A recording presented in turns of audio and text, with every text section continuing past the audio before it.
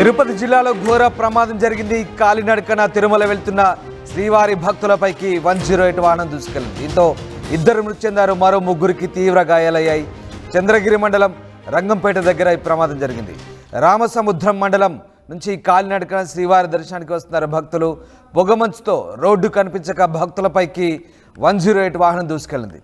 మృతి చెందిన భక్తులు చంపానపల్లికి చెందిన పెదరెడ్డమ్మ, సెగంవారిపల్లికి చెందిన లక్ష్మమ్మగా గుర్తించారు. గాయపడ్డ వారిని తిరుపతి రియా హాస్పిటల్లో ట్రీట్మెంట్ జరుగుతుంది. ఈ ఘోర దుర్ఘటన తిరుపతి జిల్లాలో చోటు చేసుకుంది.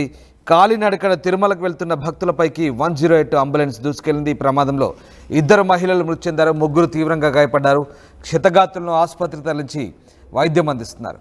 తిరుపతిలో కాలినడకన తిరుమలకు వెళ్తున్న భక్తులపైకి ఈ వాహనం దూసుకెళ్లింది. భక్తులంతా పొంగనూరు నుంచి తిరుమలకు పాదయాత్రగా వస్తున్న సమయంలో చంద్రగిరి మండలం నరసింగాపురం నారాయణ కళాశాల వద్ద ప్రమాదం జరిగింది. ఈ ప్రమాదంలో ఇద్దరు మహిళలు మృతి చెందారు, మరో ముగ్గురు తీవ్రంగా గాయపడ్డారు. గాయపడ్డ వారిని స్థానిక ఆసుపత్రి తరలించి వైద్యం అందిస్తున్నారు.